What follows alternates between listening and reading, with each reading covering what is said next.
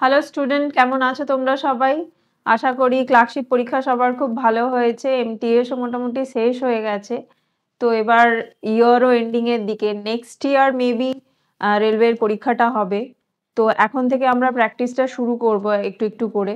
অন্যান্য সাবজেক্টের previous year করানো হচ্ছে। তো আজকে আমি পলিটিরই আরআরবি স্পেশাল কিছু প্রিভিয়াস ইয়ার নিয়ে আলোচনা করব। ঠিক আছে? দেখো, ফার্স্ট কোয়েশ্চেন, এই আমরা আজকে 30 কোয়েশ্চেন্স করব। ঠিক আছে? এটা হচ্ছে 2021-এর আরআরবির পরীক্ষার প্রিভিয়াস ইয়ার। ঠিক আছে? কি বললাম তাহলে? সবকটা কোয়েশ্চেন 2021-এর। আস্তে আস্তে অন্যান্য সালগুলোও আমরা করব নেক্সট সেশনগুলোতে। ঠিক আছে?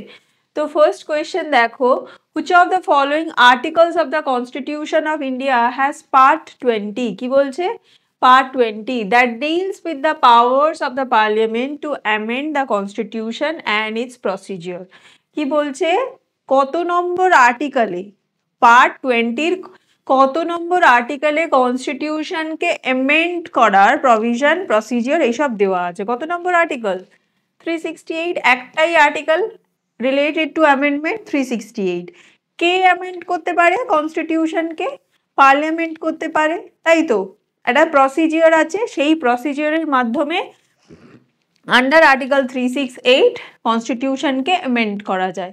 কি সেই প্রসিজিওর? যে কোনো একটা বিল, সেটা কোনো মিনিস্টার বা কোনো প্রাইভেট মেম্বার, মিনিস্টার ছাড়া অন্যান্য পার্টির যারা মেম্বার থাকেন, তো তিনিও এই বিলটাকে রেজ করতে পারেন। আর হচ্ছে হাউসে, যে কোনো হাউসে, পার্লামেন্টের দুটো হাউস আছে, রাজ্যসভা আর লোকসভা, তো দুটো হাউসের যে কোনো হাউসে ইনিশিয়েট হতে পারে। আর ইনিশিয়েট যে হাউস থেকে হবে সেই হাউসের স্পেশাল মেজরিটি দিয়ে পাস হবে, নেক্সট হাউসেও স্পেশাল মেজরিটি দিয়ে পাস করতে হবে। ইন কেস যদি কনফ্লিক্ট হয় দুটো হাউসের মধ্যে, তখন কি জয়েন্ট সিটিং করা যায়? না, কনস্টিটিউশনাল অ্যামেন্ডমেন্ট বিলে কোনো জয়েন্ট সিটিং হয় না। ঠিক আছে? তো কনস্টিটিউশনাল অ্যামেন্ডমেন্ট বিলে কোনো জয়েন্ট সিটিং হলো না, দুটো হাউস থেকেই স্পেশাল মেজরিটি থেকে পাস হয়ে কোথায় যাবে? প্রেসিডেন্টের কাছে। প্রেসিডেন্ট এই কনস্টিটিউশনাল অ্যামেন্ডমেন্ট বিলে হ্যাঁ বলতেই হবে প্রেসিডেন্টকে। না বলা বা না বলা মানে উইথহোল্ড করে রাখা বা রিকনসিডার করার জন্য হাউসকে ফেরত পাঠানো, এই দুটোই প্রেসিডেন্ট করতে পারেন না। কনস্টিটিউশনাল অ্যামেন্ডমেন্ট বিলে কি হয়? প্রেসিডেন্টকে হ্যাঁ বলতে হয়। আর কনস্টিটিউশনাল অ্যামেন্ডমেন্ট বিলে কোনো জয়েন্ট সিটিং হয় না। আর ধরো কোনো স্টেট রিলেটেড যদি কিছু অ্যামেন্ডমেন্ট করা হচ্ছে, তখন তো স্টেটেরও র্যাটিফিকেশন লাগবে, তাই তো?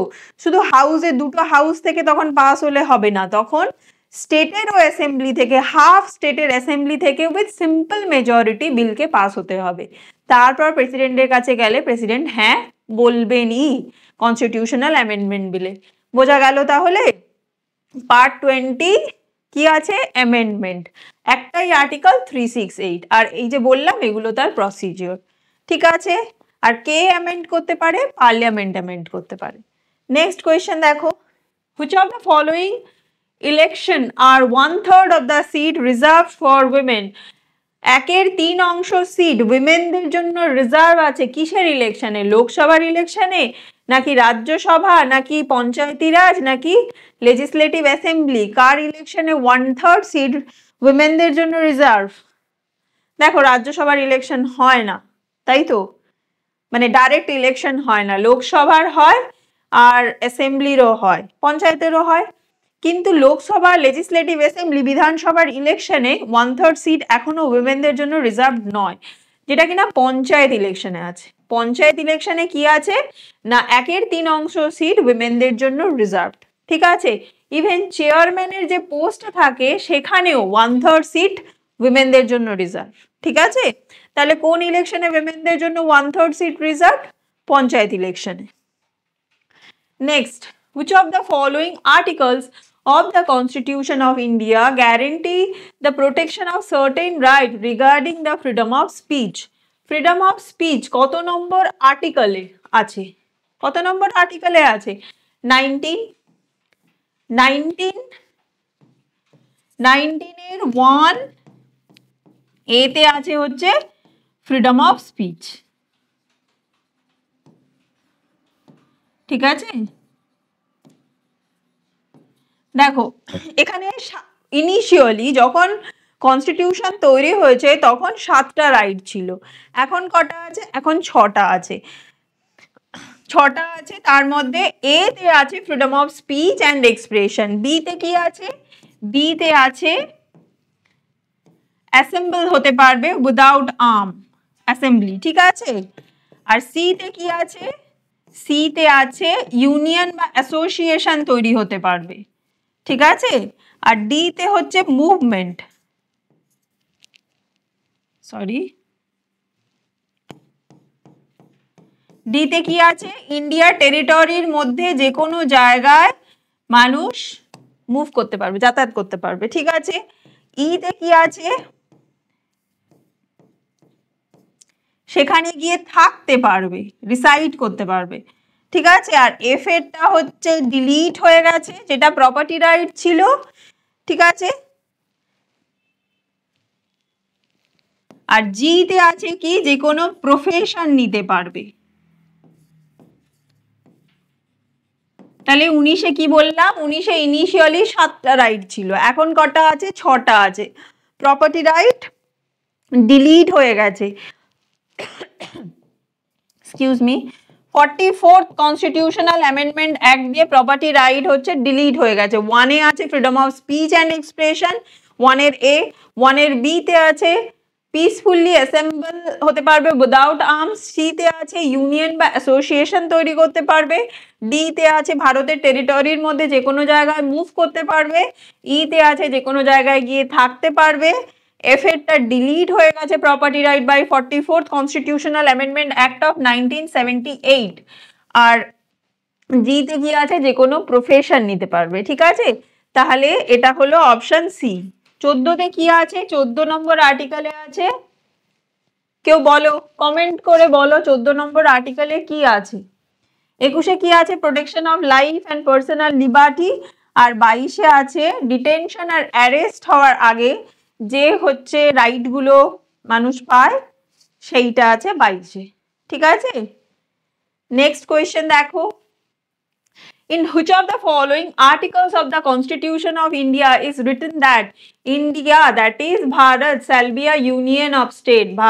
India যেটা কিনা ভারত, সেটা একটা কি? ইউনিয়ন অফ স্টেট, স্টেটের ইউনিয়ন, ঠিক আছে, এগ্রিমেন্ট নয়। সেটা কত নম্বর আর্টিকেলে বলা হয়েছে? সেটা 1 নাম্বার আর্টিকেলে বলা হয়েছে। এটা এটা এই সবকটা আর্টিকেল হচ্ছে পার্ট 1-এর অংশ, যার আর্টিকেল রেঞ্জ কত? 1 থেকে 4, ঠিক আছে। এটাকে বলা হচ্ছে ইউনিয়ন অ্যান্ড ইটস টেরিটরি। 1-এ কি আছে? India, that is Bharat, shall be a union of state. 2-এ কি আছে? আর্টিকেল 2-তে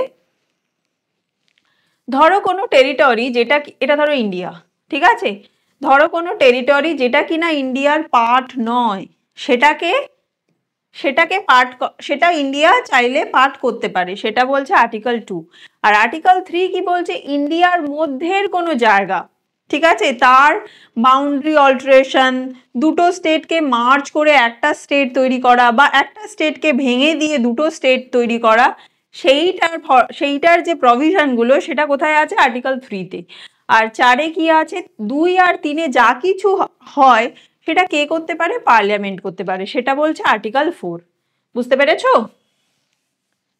নেক্সট কোয়েশ্চেন দেখো,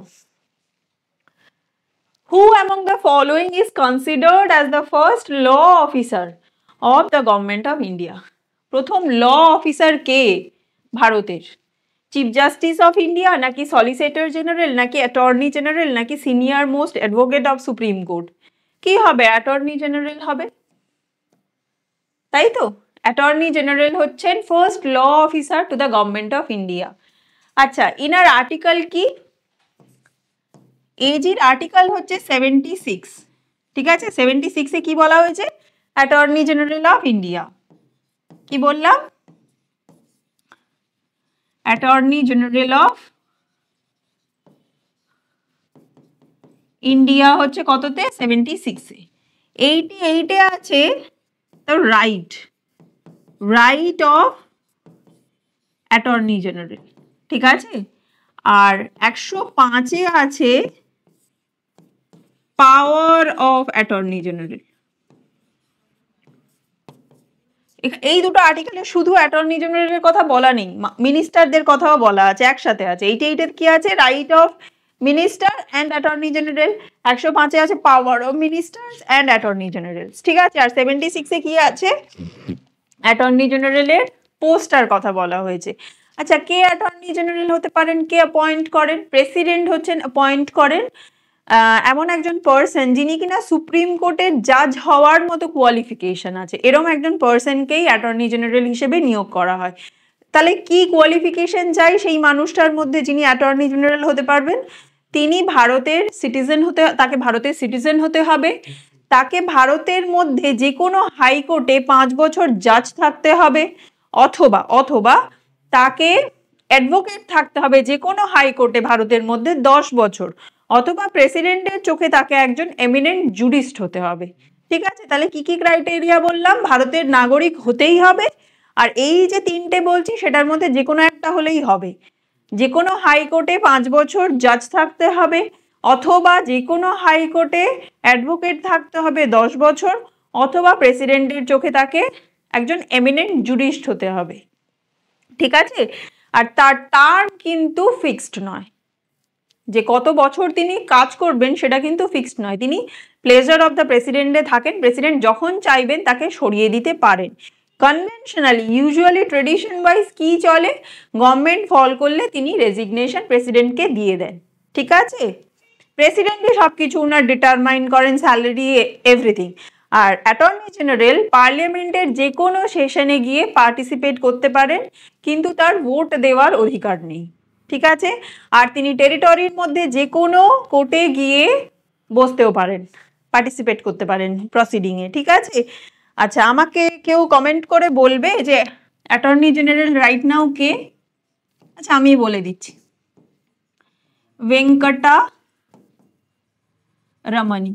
ঠিক আছে, আর এখন সলিসিটর জেনারেলকে, আচ্ছা এই সলিসিটর জেনারেলকে অ্যাটর্নি জেনারেলকে অ্যাসিস্ট করেন যিনি, তিনি হচ্ছেন সলিসিটর। এটা কোনো কনস্টিটিউশনাল পদ নয়। ঠিক আছে, কনস্টিটিউশনে কোথাও মেনশন নেই যে এরকম একটা পোস্ট থাকতে হবে। ইউজুয়ালি ইনি অ্যাটর্নি জেনারেলকে অ্যাসিস্ট করেন, ইনিও একজন ল অফিসারই। ঠিক আছে, নেক্সট দেখো, which state under article 371A has special status? আমরা জানি যে জম্মু কাশ্মীরের স্পেশাল স্ট্যাটাস ছিল। হ্যাঁ, জম্মু কাশ্মীরের ছিল 370-এর আন্ডারে, তাই তো, যেটা কিনা এখন অ্যাবলিশ হয়ে গেছে। এরকম ভারতে অন্য অনেক স্টেট আছে যাদের স্পেশাল স্ট্যাটাস আছে। জম্মু কাশ্মীরের মতো অত স্ট্রিক্ট না হলেও স্পেশাল স্ট্যাটাস আছে। তো 171-এর এতে কোন স্টেটের স্পেশাল স্ট্যাটাস আছে? নাগাল্যান্ডের আছে। ঠিক আছে, এই স্পেশাল স্ট্যাটাস কি পার্লামেন্টের যে সমস্ত ল অ্যাক্ট, যেটা কিনা পুরো টেরিটরিতে তোমার চলে, কিন্তু যেখানে স্পেশাল স্ট্যাটাস আছে যে রাজ্যগুলো, তারা হয়তো সেগুলোকে মানবে না। যেরকম এদের স্পেশাল কালচার আছে কিছু, তাই তো, নাগা পিপলদের এদের স্পেশাল কিছু রিচুয়ালস আছে, তো সেইগুলোকে প্রোটেক্ট করার জন্য এদেরকে স্পেশাল স্ট্যাটাস দেওয়া হয়েছে আন্ডার আর্টিকেল 371A। ঠিক আছে, গোয়াও স্পেশাল স্ট্যাটাস পায়, সেটা 371-এর আই এর আন্ডারে। ঠিক আছে, নেক্সট কোয়েশ্চেন দেখো,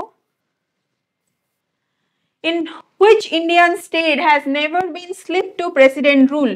কোন ইন্ডিয়ান স্টেট কোনোদিন প্রেসিডেন্ট রুল লাগেইনি, মানে কোনোদিন প্রেসিডেন্ট রুল ওখানে হয়নি, স্টেট এমার্জেন্সি কোনোদিন হয়ইনি? কোথায়? ছত্তিশগড়ে। ছত্তিশগড়ে কোনোদিন স্টেট এমার্জেন্সি হয়নি। উত্তরাখণ্ডে দুবার স্টেটে এমার্জেন্সি হয়েছে, 2016 সালেই দুবার হয়েছে। ঠিক আছে, আচ্ছা, ঝাড়খণ্ডে 3বার হয়েছে। কি কি সাল? 2009, 2010 আর 2013 সালে।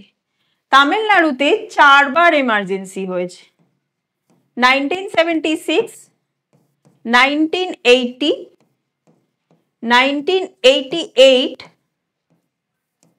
আর হচ্ছে 1991।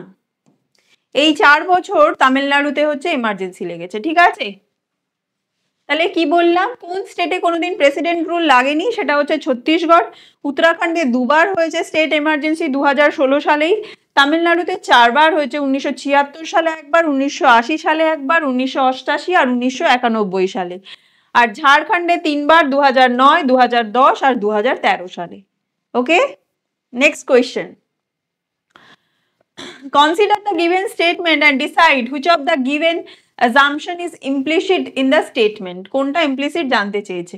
স্টেটমেন্ট কি বলছে? Fundamental duties in article 51A, 51 এর A তে ফান্ডামেন্টাল ডিউটিস আছে of the Indian constitution obligates all citizen of the country, সমস্ত সিটিজেনদের জন্য অব্লিগেটস, ঠিক আছে। উইদাউট কনস্টিটিউশনাল অ্যাজাম্পশন কি বলছে শোনো, without constitutional obligation no Indian will be a good citizen.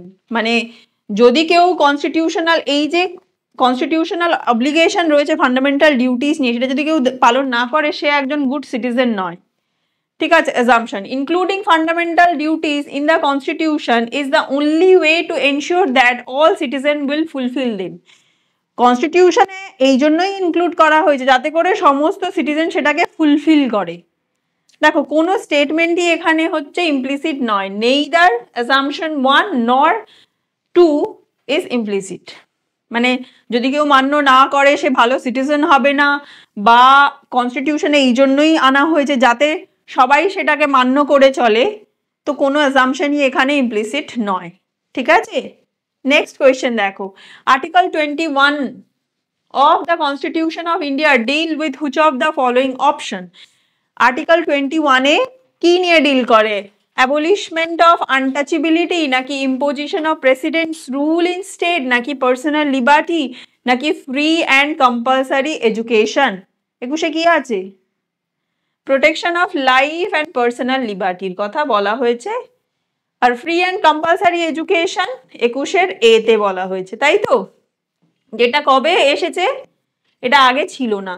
86 constitutional amendment act of 2002 তে হচ্ছে কনস্টিটিউশনে পার্ট করা হয়েছে। এটা হচ্ছে আর্টিকেল 17। আর imposition of president's rule in state 356 article. বোঝা গেল? তাহলে আর্টিকেল 17 তে কি আছে? অস্পৃশ্যতা দূরীকরণ, abolishment of untouchability, imposition of president rule in state article 356, life and personal liberty article 21, free and compulsory education 21 A, যেটা কিনা অ্যাড হয়েছে 86 কনস্টিটিউশনাল অ্যামেন্ডমেন্ট অ্যাক্ট অফ 2002 তে। Next question, according to article 170 কি বলছে? আর্টিকেল 170 অনুযায়ী the number of seat in the legislative assembly of each state should not be more than, স্টেটের যে বিধানসভা তার সিট কতর বেশি হবেই না, সেটা আর্টিকেল 70। আর্টিকেল 70 তে আছে কি? আর্টিকেল 70 তে আছে composition of state legislative assembly, মানে রাজ্যের বিধানসভার হচ্ছে কম্পোজিশন। কি বলা হয়েছে এখানে? বলা হয়েছে রাজ্যের বিধানসভায় ম্যাক্সিমাম সিট হতে পারে 500। তাহলে কত হবে এটার আনসার? 500 হবে। আর মিনিমাম বলা হয়েছে, মানে এর কম হবেই না, সেটা বলা হয়েছে 60। 60-এর কম হবে না, আবার 500-র বেশি হবে না স্টেটের লেজিসলেটিভ অ্যাসেম্বলির সিট, ঠিক আছে। কিন্তু ছোট স্টেটগুলোর ক্ষেত্রে লাইক অরুণাচল প্রদেশ, মানে আমি এরিয়ার দিক থেকে বলছি না, আমি বলছি যে পপুলেশনের দিক থেকে। সিট তো ইউজুয়ালি পপুলেশনের দিক থেকেই করা হয়, তাই তো। গোয়া অ্যান্ড সিকিম, এদের সিট, এদের মিনিমাম সিট বলা হয়েছে 30, ঠিক আছে। এদের মিনিমাম সিট কত? 30-র কম যেন না হয়, যেহেতু এগুলো পপুলেশনের দিক থেকে অনেক কম, ঠিক আছে। এবার হচ্ছে মিজোরামে সিট বলা হয়েছে মিনিমাম 46, আর নাগাল্যান্ডে বলা হয়েছে 40, এর কম যেন না হয়। তাহলে কি বললাম?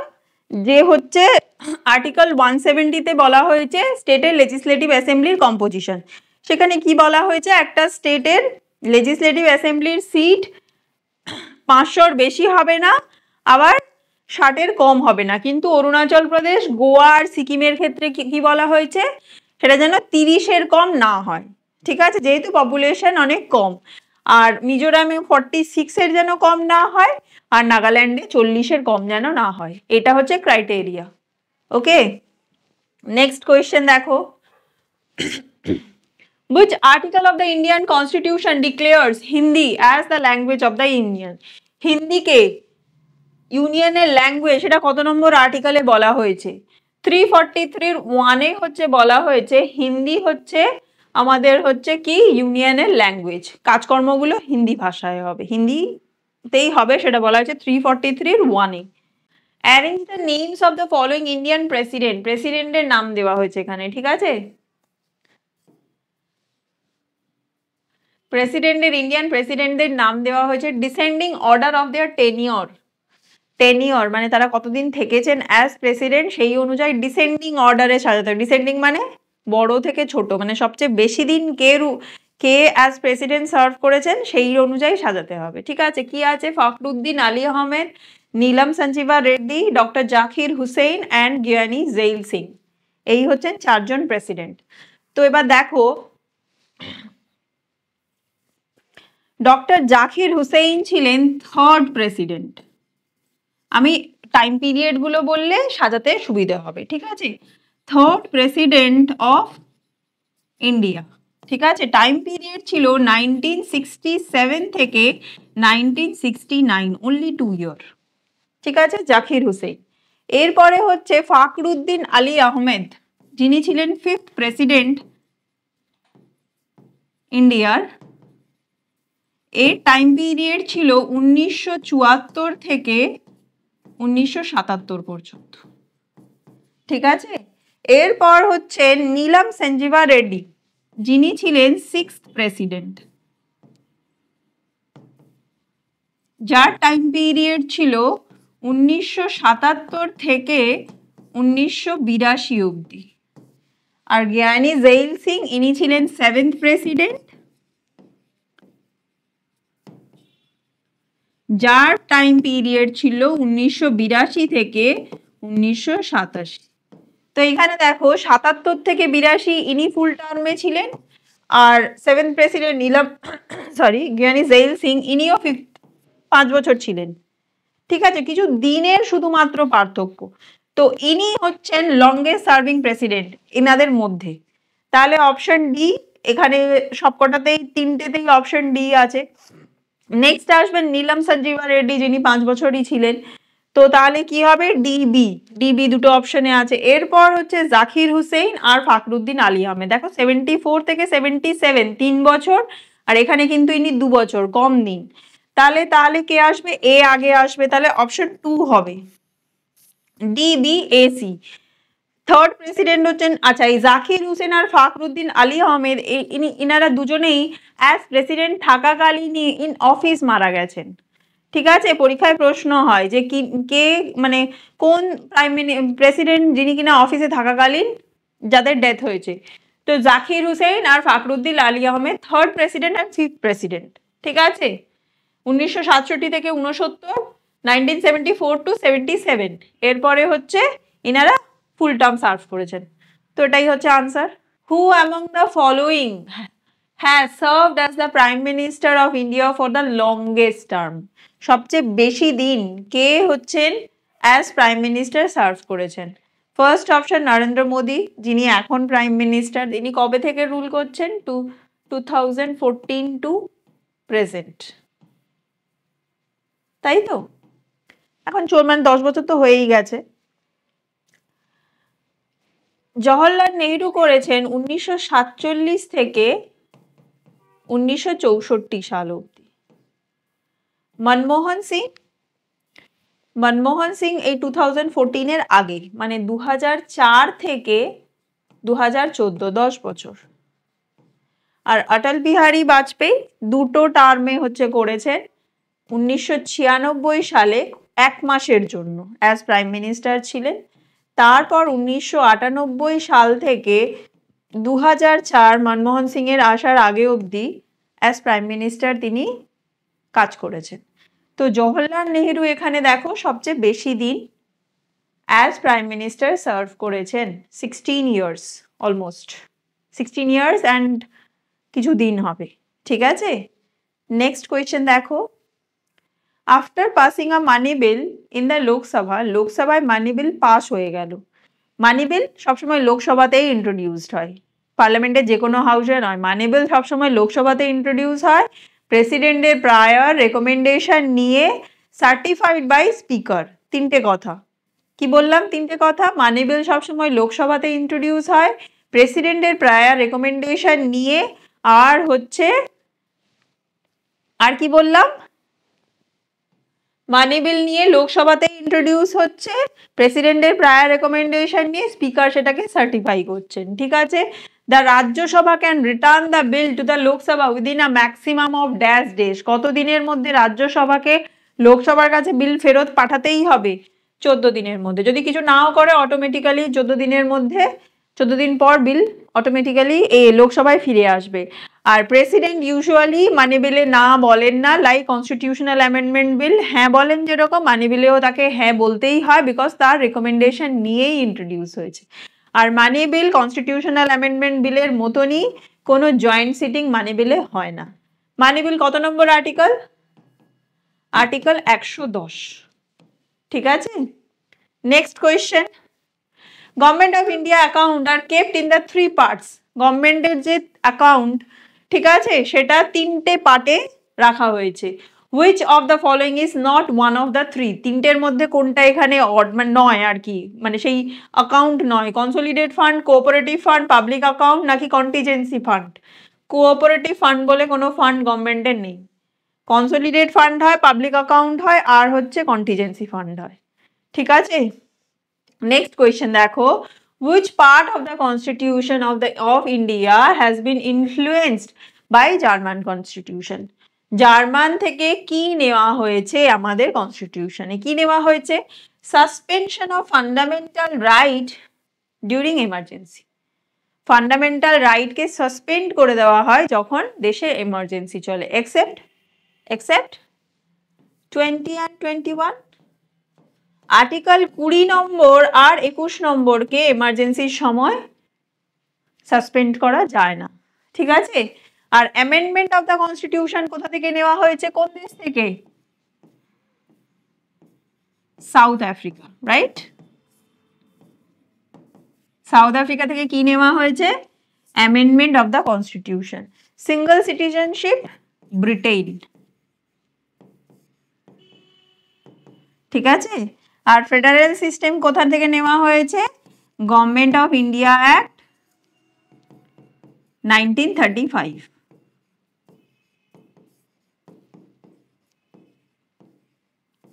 তাহলে জার্মানের কনস্টিটিউশন থেকে কি নেওয়া হয়েছে? Suspension of fundamental right during emergency, except, মানে আমাদের দেশে কি বলা হয়েছে? 21 আর 20 কখনোই সাসপেন্ড হবে না। অ্যামেন্ডমেন্ট টু দ্য কনস্টিটিউশন কোথা থেকে নেওয়া হয়েছে? সাউথ আফ্রিকা থেকে নেওয়া হয়েছে। সিঙ্গল সিটিজেনশিপ ব্রিটেন থেকে নেওয়া হয়েছে। আর হচ্ছে federal system government of India act 1935 থেকে নেওয়া হয়েছে। নেক্সট কোয়েশ্চেন দেখো, what is the name of the parliament of Denmark? ডেনমার্কে যে পার্লামেন্ট তাকে কি বলা হয়? তাকে ফোকেটিং বলা হয়। ডেনমার্কের পার্লামেন্টকে কি বলা হয়? ফোকেটিং। ন্যাশনাল ডায়েট কোন দেশের পার্লামেন্টকে বলা হয়? জাপান। ঠিক আছে, আর স্টটিংগেট নরওয়ের পার্লামেন্টকে বলা হয়। ঠিক আছে, আর পার্লামেন্ট কোন দেশ? সংসদ কোন দেশের হাউসকে বলা হয়? ইন্ডিয়া। ঠিক আছে, তাহলে ডেনমার্কের পার্লামেন্টকে কি বলে? ফোকেটিং। স্টটিংগেট কোন দেশের? নরওয়ের পার্লামেন্টকে বলে। পার্লামেন্ট কোন দেশের? ইন্ডিয়ার। আর ডায়েট, ন্যাশনাল ডায়েট হচ্ছে জাপানের। চলো next question, which of the following articles of the Constitution of India lay down that the state shall take steps to organize village panchayat? কত নম্বর আর্টিকেলে ভিলেজ পঞ্চায়েত অর্গানাইজ করার কথা বলা হয়েছে? কেউ জানি না, তাই তো? সবাই জানি, আর্টিকেল 40। আর্টিকেল 40-তে কি আছে? খুব সোজা প্রশ্ন। আর্টিকেল 40-তে বলা হয়েছে অর্গানাইজেশন অফ ভিলেজ পঞ্চায়েত। এবার নেক্সট আর্টিকেলগুলো বলি তাহলে। 41-এ কি আছে? Right to work and education. কি বললাম?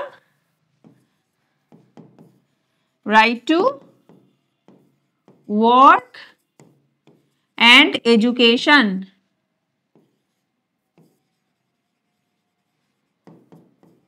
আর কি আছে? যে পাবলিক অ্যাসিস্ট্যান্স পাবো কোথায়? আনএমপ্লয়মেন্ট, ওল্ড এজ, সিকনেস হলে পাবলিক অ্যাসিস্ট্যান্স। এইটা বলা হয়েছে আর্টিকেল 41-এ। 42-তে কি বলা হয়েছে? 42-তে বলা হয়েছে যে হচ্ছে ওয়ার্কিং কন্ডিশন, এখানে ওয়ার্ক করার কথা বলা হচ্ছিল। 42-এ বলা হচ্ছে ওয়ার্কিং কন্ডিশনটা বেটার হবে, আর হচ্ছে মেটারনিটি বেনিফিট পাবে উইমেনরা। ওয়ার্কিং কন্ডিশন কি বললাম? 41 হচ্ছে কাজ করার রাইটের কথা বলা হচ্ছে, এডুকেশনের রাইটের কথা। 42-এ হচ্ছে ওয়ার্ক প্লেস যেন সেফ হয়, হ্যাঁ, আর হচ্ছে মেটারনিটি বেনিফিট পাবে উইমেনেরা। আর 43-তে কি হলো? সিকিউর লিভিং ওয়েজ, আর হচ্ছে ডিসেন্ট স্ট্যান্ডার্ড অফ লাইফ, টাকা পয়সা ইনকাম করার কথা বলা হচ্ছে, আর হচ্ছে টাকা পয়সা পেলে কি হয়? লাইফের স্ট্যান্ডার্ডটা অনেক হাই হয়, সেটা 43-তে বলা হয়েছে। আচ্ছা, এই যে 40 নম্বর আর্টিকেলটা অর্গানাইজ ভিলেজ পঞ্চায়েত, এগুলো এই সবকটাই কিন্তু DPSP, directive principle of state পলিসির আন্ডারে আসে। 40 নম্বর আর্টিকেলটা গান্ধীয়ান প্রিন্সিপাল। আমি কি পড়িয়েছি? ডিপিএসপির 3টে প্রিন্সিপাল আছে, সোশ্যালিস্টিক প্রিন্সিপাল, গান্ধীয়ান প্রিন্সিপাল, আর হচ্ছে লিবারাল ইন্টেলেকচুয়াল। 40টা হচ্ছে গান্ধীয়ান প্রিন্সিপাল, 41, 42, 43 সবই হচ্ছে সোশ্যালিস্টিক প্রিন্সিপাল। তার মধ্যে 43 আবার গান্ধীয়ানেও আছে, সোশ্যালিস্টেও আছে। গান্ধীয়ানে কি আছে? কটেজ ইন্ডাস্ট্রিকে প্রমোট করার কথা বলা হয়েছে, ঠিক আছে। আর সোশ্যালিস্টিকে কি বললাম? লিভিং ওয়ে সিকিউর করার কথা বলা হচ্ছে, আর হচ্ছে ডিসেন্ট স্ট্যান্ডার্ড অফ লাইফ হচ্ছে সেইটা বলা হচ্ছে। নেক্সট কোয়েশ্চেন দেখো, which constitutional amendment act in 1987 made Goa a full-fledged state with a state assembly and formed Daman and Diu as union territory? বলছে যে 1987 সালে গোয়াকে স্টেটহুড দেওয়া হলো। গোয়া কিন্তু প্রথমে স্টেটহুড পায়নি, গোয়া প্রথমে কি হয়েছিল? অ্যাজ ইউনিয়ন টেরিটরির তকমা পেয়েছিল। 1987 সালে কত নম্বর অ্যামেন্ডমেন্টের মাধ্যমে গোয়াকে একটা ফুল ফ্লেজ স্টেট করা হলো? উইথ আ স্টেট অ্যাসেম্বলি, বিধানসভা থাকবে সেই স্টেটের, and form Daman and Diu as union territory. 56 constitutional amendment অ্যাক্টে, ঠিক আছে। কত সালে হয়েছে? 1987 সালে। পরীক্ষায় ইউজুয়ালি অন্যান্য পরীক্ষায় দেখবে এই সালটাই আসে, বা এই সালে কোন স্টেট তৈরি হয়েছে সেটাও অনেক সময় পরীক্ষায় আসে। নেক্সট কোয়েশ্চেন দেখো, which of the following statement is correct? কোনটা কারেক্ট সেইটা জানতে চাইছে। Council of Minister of a state is collectively responsible to the Legislative Council of the state. বলছে কাউন্সিল অফ মিনিস্টার স্টেটের যে কাউন্সিল অফ মিনিস্টার রয়েছে তারা কালেকটিভলি রেসপন্সিবল বিধান পরিষদের কাছে, legislative council of the state. ঠিক বলছে কি? ঠিক নয়, লেজিসলেটিভ কাউন্সিলের কাছে রেসপন্সিবল নয়। Council of minister of a state is collectively responsible to the council of state. আচ্ছা, কাউন্সিল অফ মিনিস্টার স্টেটের কালেকটিভলি রেসপন্সিবল কাউন্সিল অফ স্টেটের কাছে না। The Council of Minister of a state is collectively responsible to the Vice President. Council of Minister একটা স্টেটের Council of Minister Vice President এর কাছে collectively responsible? একেবারেই নয়। The Council of Minister of a state is collectively responsible to the State Legislative Assembly of the state. এটাই ঠিক statement. সব সময় জানবে যে Council of Minister collectively responsible হচ্ছে লোয়ার হাউসের কাছে, সেটা যে কোনো জায়গায় হোক, পার্লামেন্টে হলেও, পার্লামেন্টেও কাউন্সিল অফ মিনিস্টার হচ্ছে collectively responsible to Lok Sabha, individually responsible to president. স্টেটের ক্ষেত্রে collectively responsible to legislative assembly মানে বিধানসভা, আর ইন্ডিভিজুয়ালি রেসপন্সিবল টু গভর্নর। ঠিক আছে, কথা আমার মাথায় থাকবে। Next question, who among the following has the power to grant pardon under Article 161 of the Constitution of India? Article 161 এর আন্ডারে কার পার্ডন দেওয়ার ক্ষমতা আছে? গভর্নরের, তাই তো। প্রেসিডেন্টও পার্ডন করতে পারেন আন্ডার আর্টিকেল 72, আর গভর্নর করতে পারেন 161 এর আন্ডারে। এরা পার্ডন করতে পারেন না, prime minister, chief justice of India pardon করতে পারেন না। তার মধ্যে প্রেসিডেন্টের কাছে আবার দুটো স্পেশাল পার্ডন করার ক্ষমতা আছে, ডেথ সেন্টেন্সকে একেবারেই পার্ডন করে দেওয়ার ক্ষমতা আছে, আর যে মার্শিয়াল যে কেসগুলো হয়, মানে আর্মি নেভি এয়ারফোর্সে যে কেসগুলো হয়, সেগুলো পার্ডন করার ক্ষমতা প্রেসিডেন্টের আছে, যেগুলো কিনা গভর্নরের নেই। ঠিক আছে, next, as per the Constitution of India, every person who is arrested and detained in custody, কি করা হয়েছে, তাকে অ্যারেস্ট করা হয়েছে, ডিটেইন করা হয়েছে কাস্টাডিতে, shall be produced before the nearest magistrate within a period of hours of such arrest, excluding the necessary time necessary for the journey from the place of arrest to the court of magistrate। কি বলছে, কনস্টিটিউশনে বলা হয়েছে একটা পার্সনকে arrest detain করার পর কত সময়ের মধ্যে ম্যাজিস্ট্রেটের সামনে পেশ করতে হবে, এক্সক্লুডিং জার্নি টাইম, যাতায়াতের সময়টা বাদ দিয়ে কত সময়ের মধ্যে ডিটেইন করা পার্সনকে ম্যাজিস্ট্রেটের সামনে দাঁড় করাতে হবে, কত সময়, 24 ঘন্টা, তাই তো, এক্সক্লুডিং জার্নি টাইম। এটা কত নম্বর আর্টিকেলে বলা হয়েছে, আর্টিকেল 22-এ বলা হয়েছে। প্রথমত তো অ্যারেস্ট করলে, মানে এটা পিউনিটিভ ডিটেনশনের ক্ষেত্রে হয়, প্রিভেন্টিভ ডিটেনশনের ক্ষেত্রে কিন্তু এই 24 ঘন্টার সময়সীমা বা কোর্টে পেশ করতে হবে এরকম কোনো ব্যাপার নেই। দু রকমের ডিটেনশন হয়, একটা হচ্ছে পিউনিটিভ আর একটা হচ্ছে প্রিভেন্টিভ। ঠিক আছে, এখানে কি করা হয়, এখানে সন্দেহের বেসিসেই কাউকে অ্যারেস্ট করে নেওয়া হয়, ঠিক আছে, প্রিভেন্টিভ ডিটেনশনে। কিন্তু পিউনিটিভ ডিটেনশনে কি করা হয়, যে কাউকে ডিটেইন করা হলো, তাকে কারণটা বলা হবে যে কেন তাকে অ্যারেস্ট করা হয়েছে, তারপর 24 ঘন্টার তাকে একজন লিগাল সাপোর্ট দেওয়া হবে যাতে করে সে তার কথাটা বলতে পারে, তারপর 24 ঘন্টার মধ্যে তাকে ম্যাজিস্ট্রেটের সামনে উপস্থিত করতে হবে এক্সক্লুডিং জার্নি টাইম, তারপরে তাকে যদি কোর্ট ছেড়ে দেয় তাহলে তাকে 24 ঘন্টার মধ্যে ছেড়েও দিতে হবে। ঠিক আছে, এটা এই সমস্ত কিছু আর্টিকেল 22-তেই আছে আন্ডার পিউনিটিভ ডিটেনশন। কি বললাম, আন্ডার পিউনিটিভ ডিটেনশন। প্রিভেন্টিভ ডিটেনশনের ক্ষেত্রে কিন্তু এসব কিছুই নেই, কাউকে সন্দেহের বেসিসে গিয়েই অ্যারেস্ট করে নেওয়া হবে, কোনো ওরকম 24 ঘন্টার মধ্যে ম্যাজিস্ট্রেটের সামনে উপস্থিত করতে হবে ওরকম কোনো ব্যাপার নেই। ঠিক আছে, নেক্সট কোয়েশ্চেন দেখো, right to property was removed from the list of fundamental right by which amendment of the constitution of India? কত নম্বর অ্যামেন্ডমেন্টে রাইট টু প্রপার্টিকে রিমুভ করে দেওয়া হয়েছে ফান্ডামেন্টাল রাইট থেকে? 44th number Constitutional Amendment Act of 1978, 1978 সালে 44 নম্বর অ্যামেন্ডমেন্টের দ্বারা ফান্ডামেন্টাল রাইট থেকে রাইট টু প্রপার্টিকে ডিলিট করে দেওয়া হয়েছে। এখন সে কোথায় আছে, এখন পার্ট 12-এ আছে, আন্ডার আর্টিকেল 300A। এই ঘটনাটা কার সময় হয়েছিল, প্রাইম মিনিস্টার মোরারজি দেসাইয়ের সময়। ঠিক আছে, ইন্দিরা গান্ধী গভর্নমেন্ট তখন পড়ে গেছিল, কংগ্রেস গভর্নমেন্ট, ফার্স্ট টাইম জনতা পার্টি পাওয়ারে আসে, দিয়ে এই রাইট টু প্রপার্টিকে রিমুভ করে দেয় ফান্ডামেন্টাল রাইট থেকে।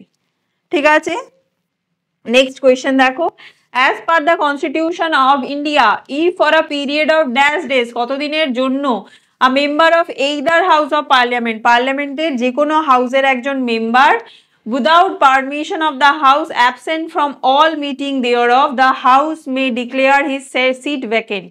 মানে একজন মেম্বার পার্লামেন্টের যে কোনো হাউসের, লোকসভা বা বিধানসভার, কতদিন উইদাউট পারমিশন, হাউসের পারমিশন ছাড়া হাউস থেকে অ্যাবসেন্ট। ঠিক আছে, তো সেটার কতদিন টাইম সময় অবধি সে মেম্বার থাকতে পারবে, এই সময়টা পেরিয়ে গেলে তার সিটটা ভ্যাকেন্ট বলে ডিক্লেয়ার করে দেওয়া হবে। 60 দিন। 60 দিনের বেশি যদি, 60 দিন যদি কেউ অনুপস্থিত থাকে উইদাউট পারমিশন নিয়ে হাউসের, তাহলে তার সিট ভ্যাকেন্ট বলে ডিক্লেয়ার করে দেওয়া হবে। ঠিক আছে, নেক্সট কোয়েশ্চেন দেখো, as per the Constitution of India, which of the following is not an eligibility criteria for the appointment of state government? State গভর্নমেন্টের অ্যাপয়েন্টমেন্টের জন্য কোনটা এলিজিবিলিটি ক্রাইটেরিয়া নয় এর মধ্যে? হি or she must be a citizen of India, হ্যাঁ এটা তার eligibility criteria হতেই হবে, গভর্নর হতে গেলে তাকে ইন্ডিয়ার সিটিজেন হতে হবে। হি or she must not hold any other office of profit, অন্য কোথাও সে অফিস অফ প্রফিটে কাজ করতে পারবে না, হ্যাঁ এটা criteria. He or she must have completed 35 years of age, এটাও ক্রাইটেরিয়া। ঠিক আছে, 35 বছর বয়স হলে তবেই সে গভর্নরের পোস্টের জন্য applicable. He or she must have qualified for election as a member of Rajya Sabha, রাজ্যসভার মেম্বার হওয়ার মতো তাকে কোয়ালিফাইড হতে হবে না, এরকম কোনো ব্যাপার নেই। তো এইটাই তার এলিজিবিলিটি ক্রাইটেরিয়া নয়। গভর্নরের এলিজিবিলিটি ক্রাইটেরিয়া কি? তাকে ভারতের নাগরিক হতে হবে, তাকে 35 বছর বয়স হতে হবে, আর সে কোনো অফিস অফ প্রফিটে থাকবে না। এটাই এলিজিবিলিটি ক্রাইটেরিয়া, ঠিক আছে? গভর্নরকে কে অ্যাপয়েন্ট করেন? প্রেসিডেন্ট অ্যাপয়েন্ট করেন। Next question, how many fundamental right were enshrined in the constitution of India of 1950? 1950 সালে কতগুলো ফান্ডামেন্টাল রাইট ছিল? ফান্ডামেন্টাল রাইটে 7টা ছিল। এখন কটা? এখন 6টা আছে, ঠিক আছে? কি কি ছিল? আরেকবার রিভিশন হয়ে যাক, আগেও পড়িয়েছি। রাইট টু ইকুয়ালিটি একটা ফান্ডামেন্টাল রাইট, যেটার আর্টিকেল রেঞ্জ 14 to 18, ঠিক আছে? রাইট টু ফ্রিডম আছে,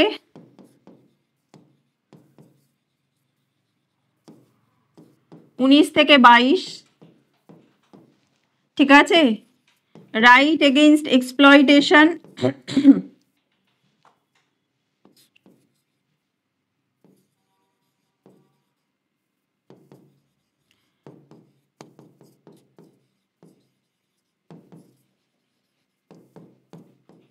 right against exploitation 23-24, right two freedom of religion,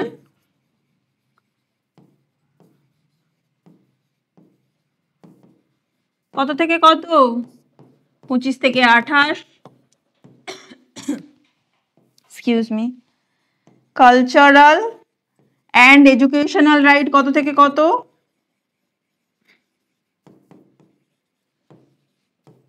29-30। এরপরেই ছিল রাইট টু প্রপার্টি, যেটা ডিলিট হয়েছে।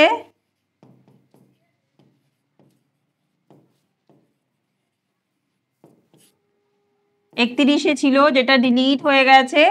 তারপর right two constitutional remedies,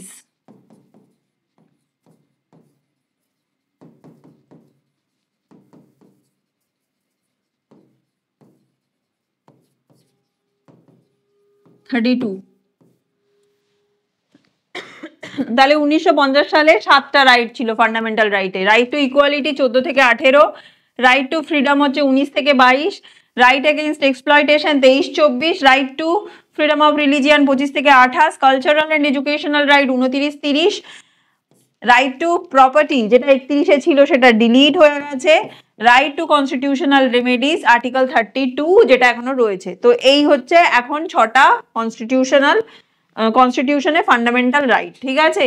next question দেখো, who was elected as vice president of the constituent assembly in the year 1946? মানে usually পরীক্ষায় প্রেসিডেন্টটা জিজ্ঞেস করে, তো এখানে ভাইস প্রেসিডেন্ট জিজ্ঞেস করেছে, ঠিক আছে? কনস্টিটিউয়েন্ট অ্যাসেম্বলি যেটা তৈরি হয়েছিল 1946 সালের 9th ডিসেম্বর। ফার্স্ট সেশন হয়েছে কবে?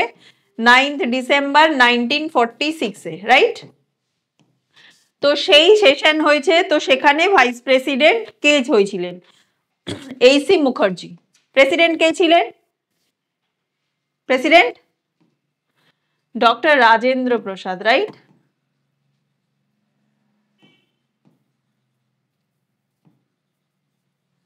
তাই তো, প্রেসিডেন্ট ছিলেন doctor Rajendra Prasad, vice president ছিলেন এইচসি মুখার্জি। প্রথম সেশন হয়েছিল 9th ডিসেম্বর 1946, ঠিক আছে? Next question, which of the following is not true regarding the president of India? কোনটা প্রেসিডেন্ট অফ ইন্ডিয়া নিয়ে ঠিক নয়? He cannot declare national emergency. President national emergency declare করতে পারেন না, এটাই তো ট্রু নয়। এটাই অপশন আনসার। তিনি হচ্ছে ন্যাশনাল এমার্জেন্সি তিনিই ডিক্লেয়ার করেন, রাইট? প্রেসিডেন্টই ডিক্লেয়ার করতে পারেন আন্ডার আর্টিকেল 352, যেখানে ন্যাশনাল এমার্জেন্সির কথা বলা হয়েছে। The president is first citizen of nation, এটা ঠিক statement. He appoint the prime minister and council of minister, হ্যাঁ তিনি কাউন্সিল অফ মিনিস্টার আর পিএম কে অ্যাপয়েন্ট করেন, এটা তার executive power. He is the supreme commander of the defence force, হ্যাঁ তিনটে যে আমাদের ডিফেন্স ফোর্স রয়েছে তার সুপ্রিম কমান্ডার, এটাও ঠিক। তিনি ন্যাশনাল এমার্জেন্সি ডিক্লেয়ার করতে পারেন না, এটাই ভুল স্টেটমেন্ট, তিনি ন্যাশনাল এমার্জেন্সি ডিক্লেয়ার করতে পারেন। Next question, who was the first chairman of the Rajya Sabha? রাজ্যসভার প্রথম চেয়ারম্যান কে? কোয়েশ্চেনটা ঘুরিয়ে, রাজ্যসভার চেয়ারম্যান কে হন? কে ex officio chairman of Rajya Sabha? যিনি ভাইস প্রেসিডেন্ট তিনিই রাজ্যসভার এক্স অফিসিও চেয়ারম্যান, তাই তো? এখানে কোয়েশ্চেনটা করেছে ফার্স্ট চেয়ারম্যান, তারপর ফার্স্ট ভাইস প্রেসিডেন্ট কে? ফার্স্ট ভাইস প্রেসিডেন্ট কে? ডক্টর সর্বপল্লী রাধাকৃষ্ণ, তাই তো? নেক্সট কোয়েশ্চেন দেখো, এটাই আমাদের last question. Which two article of the constitution of India most clearly express the power of judicial review? এখানে কোন আর্টিকেলে জুডিশিয়াল রিভিউর কথা দুটো আর্টিকেলে বলা হয়েছে? 21-এ তো protection of life and personal liberty, এমনি এমনি এলিমিনেট হয়ে যাচ্ছে, এটা আমার দেখারই দরকার নেই। 44-এ আছে ইউনিফর্ম সিভিল কোড, এটাও জুডিশিয়াল রিভিউর গল্প নেই। 17-তে আছে অ্যাবলিশন অফ আনটাচেবিলিটি, এখানেও নেই। এই আর্টিকেলগুলো যদি তুমি নাও জানো তাও এমনি এমনি এলিমিনেট হয়ে যাচ্ছে। আর্টিকেল 32 আর 2 to 6 এই জুডিশিয়াল রিভিউর কথা বলা হয়েছে, বুঝতে পেরেছো? কনস্টিটিউশনাল রেমেডিজ, যদি কোনো সিটিজেনের ফান্ডামেন্টাল রাইট ভায়োলেট হয় তাহলে সুপ্রিম কোর্টে যেতে পারবে সে কত নম্বর আর্টিকেল? 32-তে। আর হাইকোর্টে যেতে পারবে 2 to 6, ঠিক আছে? ফান্ডামেন্টাল রাইট ভায়োলেট হলে সুপ্রিম কোর্টে যেতে পারবে 32-র আন্ডারে, আর হাইকোর্টে যেতে পারবে 2 to 6-এর আন্ডারে, রাইট? তো option B is the correct answer. Thank you. এই ছিল আজকে আমাদের সেশন। ক্লাস ভালো লাগলে লাইক করো, আর কিছু কোয়ারিজ থাকলে অবশ্যই কমেন্ট সেকশনে লিখবে। যদি তোমাদের অন্য কোনো ক্লাস ডিমান্ড থাকে তাও সেটাও লিখতে পারো। তো চলো টাটা, ভালো করে পড়াশোনা করো, টেক কেয়ার।